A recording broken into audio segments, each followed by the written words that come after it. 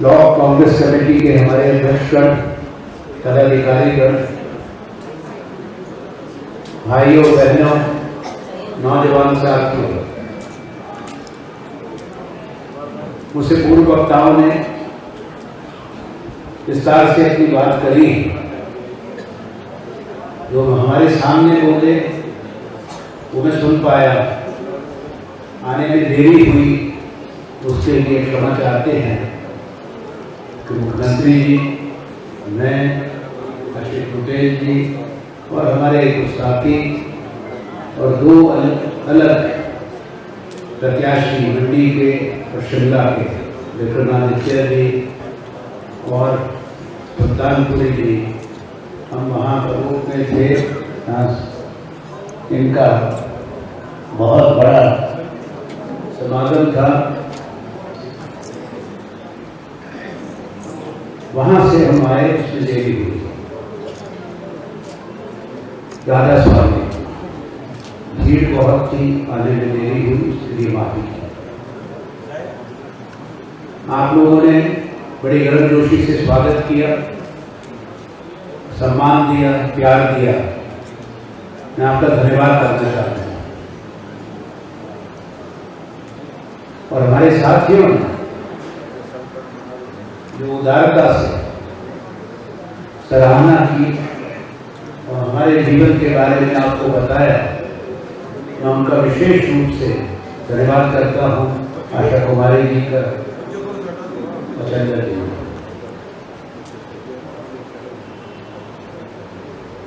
मुझे खुशी एक बात की कि संगठन ने कोई आदेश दिया जब मैंने कुछ कहा नहीं था। ये हैरानी संगठन के लिए भी थी, हमारे विरोधियों के लिए भी, पर उसको मैंने विनम्रता से, आज चुनौती के समय में जब इलेक्शन टूरिज्म और पॉलिटिकल टूरिज्म चल रहा है, लोग छोड़ कर जा रहे हैं, चुनाव के टिकट वापस कर रहे हैं, जब मुझे आदेश हुआ और ये कहा कि स्वीकार करे, समय कम था, पहले मन की तैयारी है। और आप सबके प्रेम को देखते हुए तमाम साथियों ने जो मुझसे बात की और सबने सामूहिक एक आवाज में कहा कि आप आए, मैं आपके बीच में आऊं।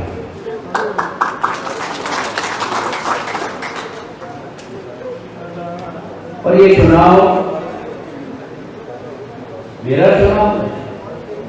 मैं कांग्रेस का 52 साल से कार्य करता हूं, कांग्रेस पार्टी का सदस्य हूं। कांग्रेस ने बड़ी जिम्मेदारी दी, कांग्रेस ने बहुत सम्मान दिया, हिमाचल के लोगों का प्रेम और आशीर्वाद मिला। उसी की वजह से मैं अपने काम से बाहर जाकर जो मुझे अवसर मिले, मैं देश की सेवा कर पाया। जो जिम्मेदारियां दी गई, प्रतिबद्धता और निष्ठा के साथ, ईमानदारी के साथ हमने काम किया। प्रयास यही रहा है जीवन में कि जो काम करें वो लोगों तक पहुंचे, जो देश के, प्रदेश के भविष्य से जुड़ी बात है। संस्थाएं वो बनाएं जो दशकों तक कायम रहें, पनपती रहें, और जो हमारे बेटे बेटियों के भविष्य को बनाती हों, संवारती हों, तैयार करती हों कि वो देश और दुनिया में सबके मुकाबले बराबरी से और बेहतरी से खड़े हो सके। वो काम हुए, उसको विस्तृत रूप में हमने बताया, एक कागज भी दिया जो हमारे साथी सबको देंगे। हर जिला कांग्रेस कमेटी, दोनों कांगड़ा और चंबा, और ब्लॉक कांग्रेस कमेटी, हमारे माननीय विधायक कर्ण उससे परिचित हैं, ताकि आप लोगों के बीच में एक बता सकें कि अगर कांग्रेस पार्टी के आदेश पर आपका भाई, आपका साथी, आपका प्रतिनिधि आया है, उनके कार्यशैली और क्या काम हिमाचल के लिए, कांगड़ा के लिए। हिमाचल का कोई जिला अछूता नहीं है जहां कोई ना कोई भवन ना बना हो, कोई प्रोजेक्ट ना हो, चाहे वो मैंने मंत्री के रूप में या एमपी लैंड फंड से नाम दिया। सूची बहुत लंबी है।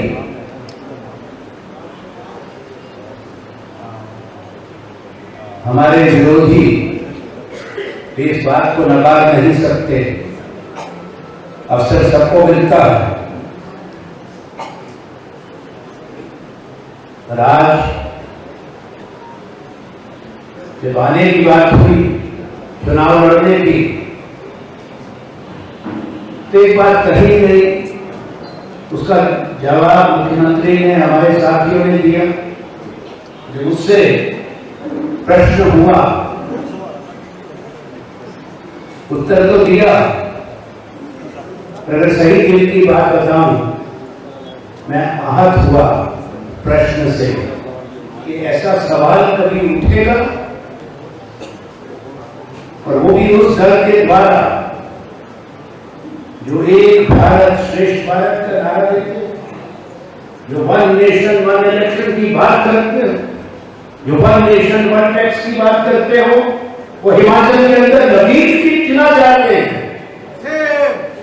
कि प्रदेश की राजधानी में पैदा होगा एक हिमाचल का बेटा, कांगड़ा में जब आता है, कांगड़ा की जमीन पर, वो हिमाचल का बेटा नहीं रहता।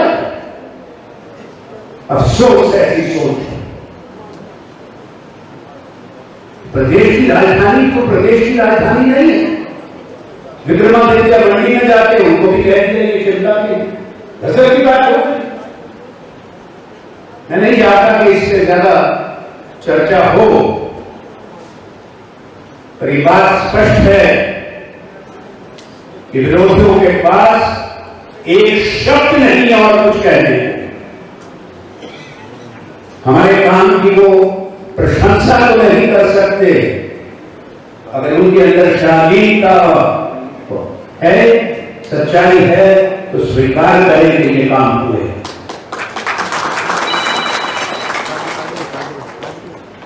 बेहतर होगा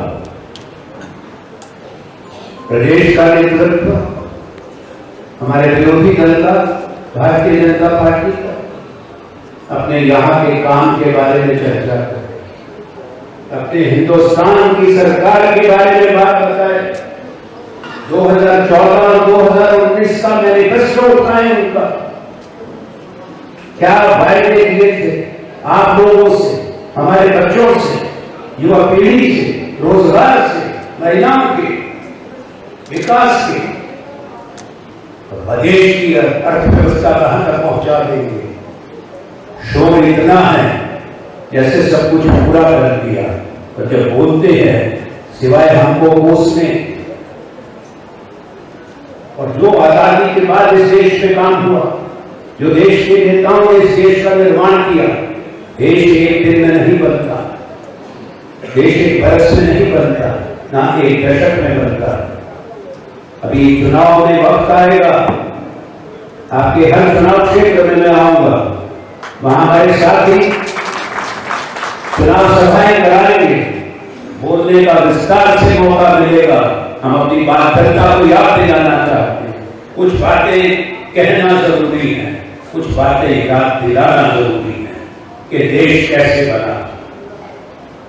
ये जो गलत तस्वीर, मिथ्या प्रचार, जैसे हिंदुस्तान का सफर मई 2014 में सरकार बदलने के बाद आया, वो बिल्कुल गलत बात है। अपमान है उन महान नेताओं का जिन्होंने राष्ट्रीय आंदोलन का नेतृत्व किया, जिन्होंने कुर्बानियां दी, आके हमारे देश को सदियों की गुलामी के बाद आजाद कराया। हमारे पास साधन नहीं, कोई अमीर देश नहीं था, बड़ी बड़ी संस्थाएं बनाई, वो सोच जवाहरलाल नेहरू ने की, इससे भारत सक्षम हुआ। इंदिरा जी के समय में भारत परमाणु शक्ति बन चुका था, आर्यभट्ट अंतरिक्ष में जा चुका था। थाना पहले कुछ बना ही,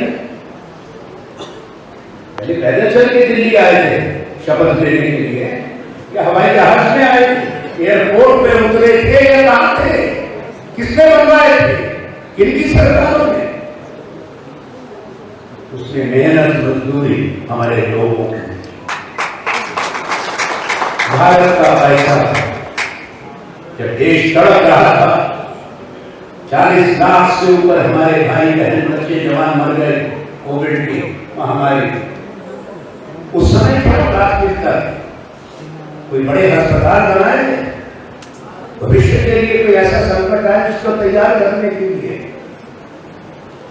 कोई ये इंतजाम व्यवस्था की गई कि ये देश अगर कभी ऐसी चुनौती आए, भारत सक्षम, भारत है सक्षम।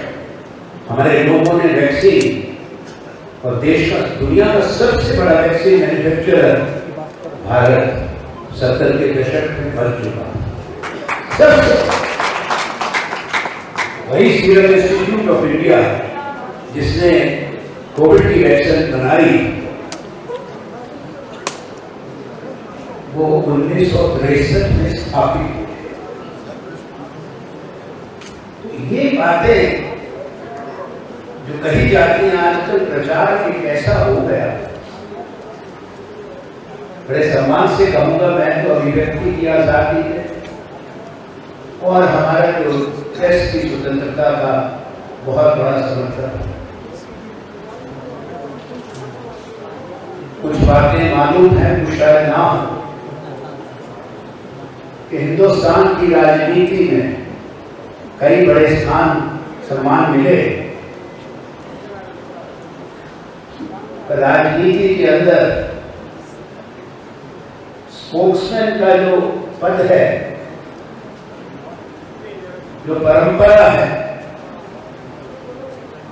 वो कायम हुई उस दिन जब स्वर्गीय राजीव गांधी जी ने कांग्रेस का राष्ट्रीय प्रवक्ता 1989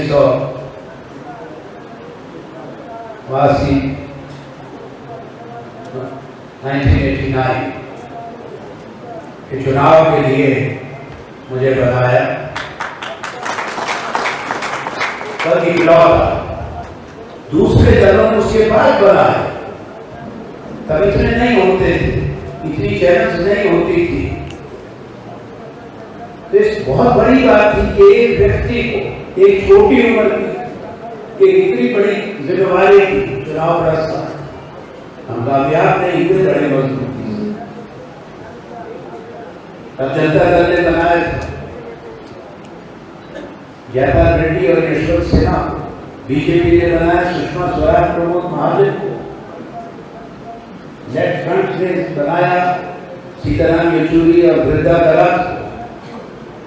मालूम इसीलिए मैं इसके महत्व को समझता हूँ और समर्थन करता हूँ कि वो आजादी से बात राज को बात आजादी से नहीं रखी जाती। आज कांग्रेस के खिलाफ ये नहीं कि जो बोलते हैं उनमें से कुछ तो होंगे, पर मालिकों पे सरकार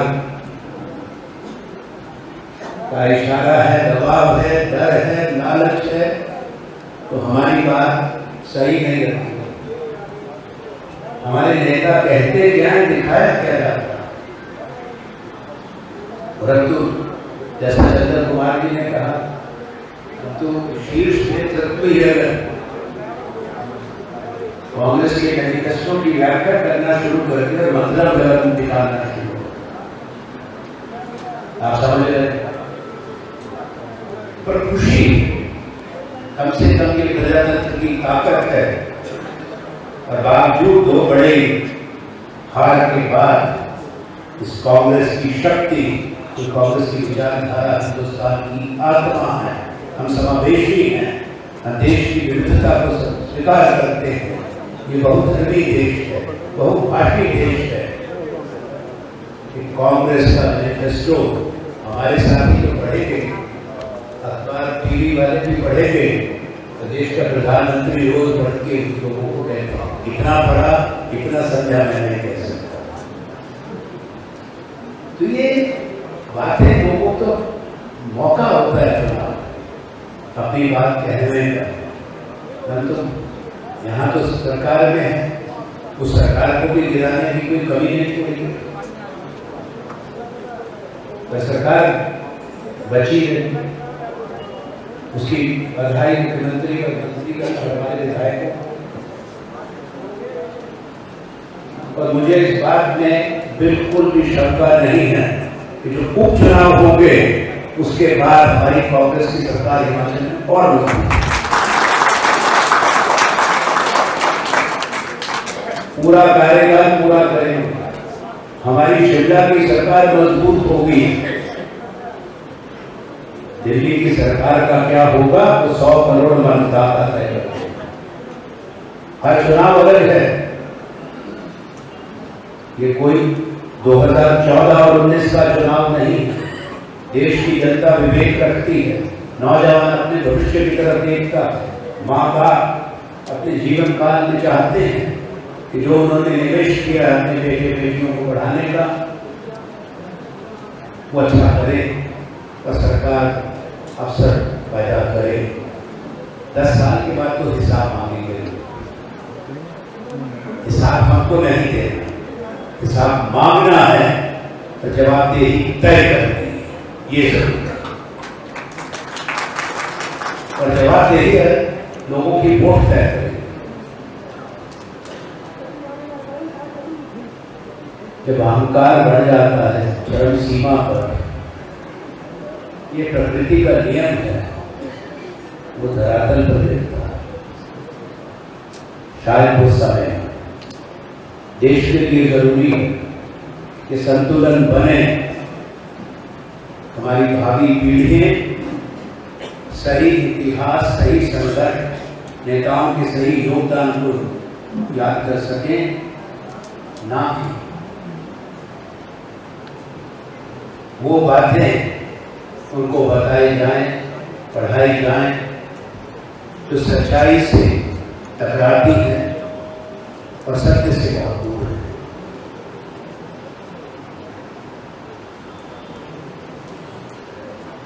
इतिहास उनको याद रखता है जो इतिहास बनाते हैं। जो इतिहास का सम्मान नहीं करते और नया इतिहास लिखने की बात करते हैं, वो लिखा हुआ कागज इतिहास के पूरे डाल में जाता है। ये दुनिया के एक के बाद एक मुल्क, एक के बाद एक हुक्मरान, उन सबकी कहानी और जब उनको अंतिम सलामी दी गई वो सब लिखा हुआ। आप सब लोग समझ, आप जैसे यहाँ वो साथी हैं जिन्होंने बहुत चुनाव लड़े। मेरा तो भाई ने बताया 82 में लड़े थे, बाद में अगले चुनाव में अध्यापति कराया गया, तब तो हमारे बहुत नौजवान साथियों को राजनीति से टिकट मिला 23 लोगों। पर वो चुनाव की एक तारीखी चुनाव रहा जिसको 6 महीने के अंदर बड़े लोगों का फैसला था, हाई कोर्ट ने रद्द कर दिया। उसके बाद भारत के सर्वोच्च न्यायालय में तो मेरा और दौलतराम चौहान का चुनाव था।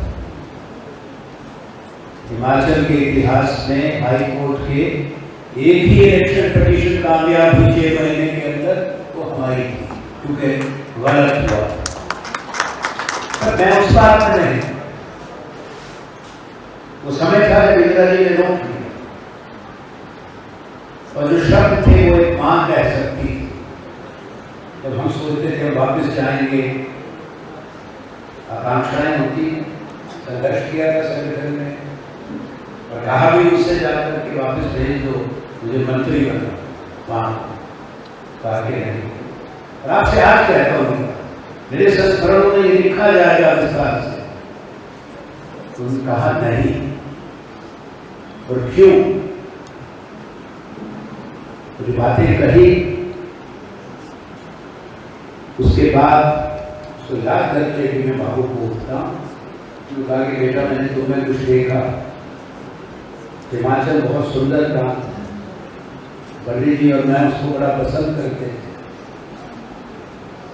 तो जो देखा है, मुझे विश्वास है, मैं कब तक जिंदा रहूं नहीं पता, तो तुम्हारा नाम देश और दुनिया में जाएगा। ये इंदिरा जी के शब्द और राजीव के संग तुमको काम करने को मैं कह रही हूं। एक माँ ने ये अगर आदेश दिया, उसके बाद वो वहां रहे। तब चुनाव लड़ाई बहुत है और पूरे हिमाचल में नहीं, पूरे देश के अंदर जब लोकसभा चुनाव प्रचार के लिए, अब आज ये इम्तहान है यहाँ पर आए। कुछ संस्थाओं को मैंने आपको संकेत दिया कि सूची मिलेगी सब लोगों को, और यहाँ पे ही वो संस्थाएं जीती जाती गवाह हैं। क्या जो बड़े संस्थान बनते हैं जिसमें हमारे बेटे बेटी जाती हैं पढ़ने के लिए, तो अगर देश में बनते हैं तो देश की धरोहर है। हिमाचल में बनते हैं केवल एक जिला और उस स्थान के अच्छे तो नहीं माना जाता। मंडी में आज़ादी के बाद हिंदुस्तान में केवल 5 इंडियन इंस्टीट्यूट ऑफ टेक्नोलॉजी बने। उसके बाद जब नए बनाने की बात आई, मैं वजीर था, मिनिस्टर था, मांग की, मांग पूरी हुई। मंडी में लेकर आए इंडियन इंस्टीट्यूट ऑफ टेक्नोलॉजी, तो कमान दिल्ली में है, इधर दरअसल कॉन्स्टिट्यूएंसी में वो विश्व स्तर का कैंपस है। जो लोग भी गए हो, जिनको जानकारी हो, वरना अगर आप फोन पे देखोगे तो 2 मिनट में मिल जाएगा। सैकड़ों करोड़ रुपए देकर वो बनाया, और मैं जीवन में बड़े मौके आए जिनको मैं कहता हूँ कि किसको घड़ी को सबसे बड़ा मानूं, तो एक वो भी था। सपने में नहीं सोचा था कि एक दिन वो आए कि मैं हिमाचल से गया देश का मंत्री अपने प्रांत के अंदर फाउंडेशन स्टोन रखूंगा इंडियन इंस्टीट्यूट ऑफ टेक्नोलॉजी का। करा के आपके यहाँ कांगड़ा में बड़ी संस्था है,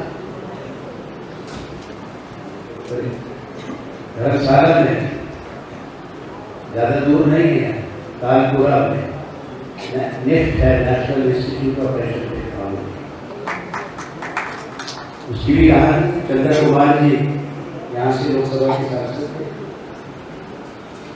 हमने बैठ के बात की, मैं विदेश मंत्री था, हमने चिट्ठी लिखी, हम गए क्या होगा। शंकर सिंह वघेला समय बड़े समय के लिए टेक्सटाइल विभाग के पास था, ये सैंक्शन हुआ। उसके बाद सौभाग्य से मेरे पास कई विभाग थे, मंत्रालय, कॉमर्स था, इंडस्ट्री था, मैं यूपीए 2 की सरकार की बात करता हूँ। तो टेक्सटाइल मिनिस्टर भी, जिसको हिंदी में कहते हैं भारत का कपड़ा मंत्री, वो भी हम कर रहे। और उस समय मेरे पास कलम के अंदर प्रभु ने वो अवसर दिया कि जितना पैसा चाहिए था इस लिफ्ट के लिए, एक विश्व स्तर का वो भी भव्य कैंपस बना। पालमपुर में आशिक गुटेर जी के पिताजी, उनको बहुत सम्मान करता हूँ, पुराने रिश्ते हैं इनकी मांग पर। कांगड़ा की चाय मशहूर है, यहाँ भी आ रहे थे, पालमपुर जा रहे थे, यहाँ की सिक्योरिटी स्टाफ को बता रहा था कि ये चाय के बागान है, टी गार्डन्स हैं। उन्होंने पहली बार देखा कि ये है, उसको हम विश्व में देखा। टी बोर्ड का पूरे नॉर्दर्न रीजन का हेडक्वार्टर पालमपुर में स्थापित कायम।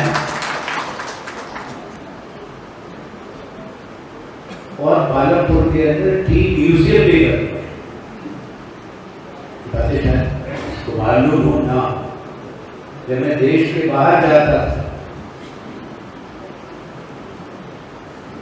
डेवॉस जगह है जहाँ वर्ल्ड इकोनॉमिक फोरम